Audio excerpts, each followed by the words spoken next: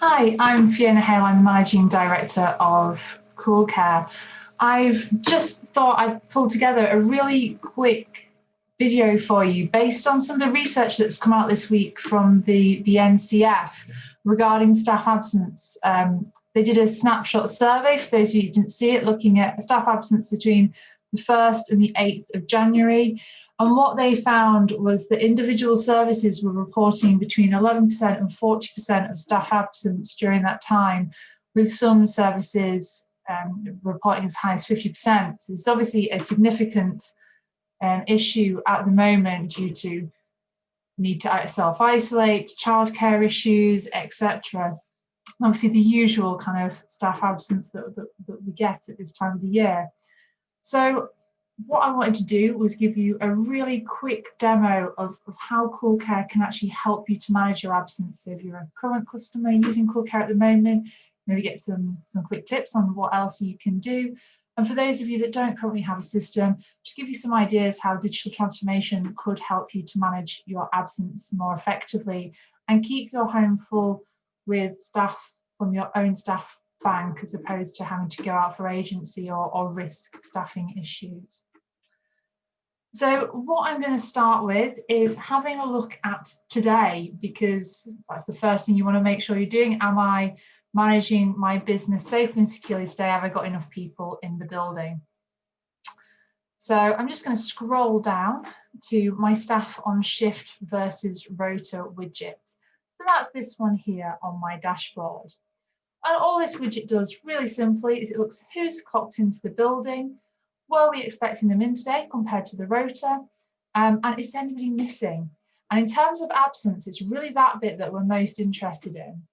So looking at my staff on shift versus rota today, I can see that I've got 17 people clocked in, but I'd expected 18. So I've got one less person on than I had anticipated. So I can just delve into that a little bit deeper. So anybody with a green tick I'd expected into the home, anyone with a red cross wasn't on my rota but have come in. So potentially somebody that's covering for another member of staff. And if I scroll down to the bottom here, I can see who is AWOL. So who was I expecting in, who hasn't turned up. And this is probably my first point of call. I want to make sure why at it's now 1 o'clock in the afternoon. Why has Leslie, who was due in at 9, not turned up? And what can I do to cover that shift? And if I look here at Beatrice, I can see Beatrice was due in at 9 and she's AWOL. Now, if I just slide down a little bit further, I can actually see that I've had an absence request come in from Beatrice. And I can click into that and get a little bit more information. So immediately from that, I know who is missing and which shifts I need to start covering, so I can hit the phones and ask people to come in to replace those shifts. So the next thing that I probably want to do, so that's today, hopefully sorted. I've called people up, I've found people that can come in, I make sure that I'm staffing my home safely. I then need to make sure that I'm managing my absence and I can see any upcoming absence, be aware, certainly when people are self-isolating for a couple of weeks, not months, that I know that they're going to be out of the building, they're not going to be able to cover other shifts, and see how many people I'm starting to rack up in my absences. So on CoolCare 4, I do that through my calendar, and I've just got that open here for us, just so we have a quick look at the calendar. And the calendar also manages things like holiday and training as well, but we're only interested in absence today. So what I'm going to do is I'm just going to filter that down. So all I can see for the month of January are my absences. And each of these little bars is a separate absence. And if I click on them, so here I'm clicking on Alan's absence, I'll be able to see the reason for absence, when Alan notified me, so he's actually only notified me today because it's the 13th today, and how long we're expecting him off for, and obviously whether or not that's authorised or unauthorised. And in this instance, I can see that Alan is going to be off for 2 weeks, that's his self-isolation period. That's been authorised and therefore will have been taken off the rota, and we'll take a look at that in just a moment. And the reason is self-isolation. And so that that's all being captured in here. I can keep a track of that. That feeds into my reporting. And if I go back into that calendar, I can see who else is off and the reasons, and I can dive into that a little bit more. And you can set up all the reasons that you need for your absence in here. So if, for example, I have a look at Beatrice, I can see that she's planning to be off tomorrow because she's got childcare issues. And that's just been set up in my system configuration where I've got that drop down of options. So if I am wanting to report on things like the impact of COVID, and I want to make some very specific references to that, so it's not a generic childcare problem, perhaps I want to have COVID-19 childcare issues, then I can set that up in my lookups. And when I do my reporting, I'll be able to see that, so I can actually measure the impact of COVID really clearly on my absences. So how does that then all affect the rotor? I can see there who's off and the hours that equates to, but I need to be able to plan that into my rotor. So on this tab here, I've got my rotor open already just to demonstrate this to you. And if you remember, Alan was off for 2 weeks because he's self-isolating. And if you look at this row here within the shift group care mornings, I've got Alan there in his role of care assistant. And he has been taken off the rotor, and you can see that because his cells are white and it says absence in there. And he's been automatically taken off for the next 2 weeks. And then when his absence period ends, the 31st of January, that's his next planned shift, he's back on the rotor. And that's just been done automatically when that calendar request was authorized. I can see the impact that that's then having on my budgets and my planned work in the home. So, for example, if I'm looking at my shift group care mornings, I can see that I was planning during this shift group on the 13th of January to have two people on shift, but at the moment there is only one planned, and I was planning for 15 hours, but actually only 7.5 are going to be delivered. And you can see that effect everywhere where Alan has been taken off the rotor, and that's just automatically updating that so you can see really quickly what the impacts of your absence and your training or other reasons for unassigning staff is having on your shift budgets, shift and hour budgets. And I can see that going right forward. And so wherever I do have to remove anyone from absence, if I'm putting that in through the calendar, I can get really ahead on planning in my hours. I can see where people are going to be off, where the gaps are in my rota patterns, and I can fill those really quickly and get on top of that with my current staff. So if I click on one of these shifts that are empty, what CoolCare 4 will now do for me is pull up anybody who is capable of working that shift so that they've got the right qualification. This is a care position, so there are quite a lot of people in the home that can work that. And it will give me a prioritized list of those people who would be suitable for the shift. So it lists those with the main position first. It will rank my bank staff up at the top because where you've got bank staff, you want to make sure you're giving them hours so they stay on your books. And then it will show you everybody who is capable and whether or not it's their main position, pool position, or bank. And then down at the very bottom here, it grays out those people who can't work it for some reason. You can see here they're assigned to another shift. There's a shift clash. So if you're looking for someone in particular and they're not appearing at the top of the list, at least give me that information so you understand why you can't put them on. And wherever I've got mobile data for a staff member, if there's someone particular that I want to work that shift, I can send them a message and they'll get a text to their phone, which will link through to their staff portal as well, which I'll show you in a moment, asking them. And once I've sent that message, I can see I've sent it. And as per the key up there, it shows me that that staff member has not yet responded.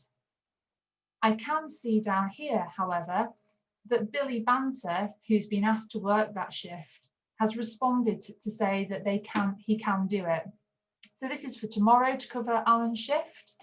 So if I want Billy to cover that shift, I simply just select him, and there we go. He's been popped into that shift. I can also then, if I have a look at the next day, see where any staff members have offered to cover shifts. So as a home, I don't just have to tell them that or message them to ask them to cover shifts. They can also notify me if they are interested in a shift. There is nobody on that one. Let me just scooch up. I think there is one on the 20th. So when this loads up, what we'll be looking for when we're filling these shifts is anybody who has been through the staff portal and said, yes, I would like to cover that shift. There should be a little exclamation mark next to their name. And here we go. And I can see wonderfully that Billy Banter has offered to cover the shift on the 20th of January. So I know he's available for that. So I don't have to worry about calling him up. He's messaged, he said he can do it. I will now select that. And Billy, in this instance, I will get a text message to say that I have been put on that shift. So I'll know that that's been assigned to me. Excellent. Okay, so that's very briefly how you manage your absences on the rotor itself. As you can see, you can get a real foresight of it. So if you're asking your staff where they think they're going to have problems with childcare, to let you know as far in advance, you can pop that in so you can see that they're unavailable. You can put that on the system so that you can pull them off the rotor and put others on. As you can see with this shift that I've just completed there, so this is the one that Billy had offered to cover for Alan. So I can see on the 20th of January, Billy is going to work that 7 to 2:30 shift. It's immediately updated my budget for this shift group. So I can see now, I can rest. I know that I've got all of my staff covered, and I've done that using my own staff rather than having to go out to agency. Now, what I'm going to do is I'm going to show you how some of this looks for Billy. So as a staff member, what can Billy see? How can Billy manage that and actually help you as a home to cover those shifts? So I'm hoping that I can remember my password as Billy Banter. Let me get in here. Excellent. Right, so I'm logging in as Billy. Billy's got a unique login details. He goes to his home's staff portal page and he logs on. First thing that Billy can see on here is his calendar, just to remind him of anything that he's got going on in his working life. So whether that's training, whether that's some holiday that he's got, or perhaps it's his shifts that he's working. He sees that first of all. And it will also show him in the past any hours that he has worked and what's gone on to the timesheet. So we're very focused on absence covering. So I'm going to show you that first of all, but let me just scroll down to the 20th of January. You remember I've just popped that on the rotor. Billy's got a text message to let him know.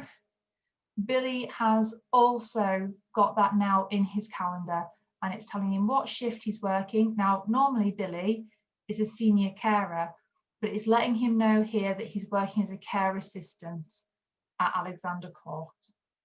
So straight away, as soon as that goes on your rotor, Billy's staff portal is updated.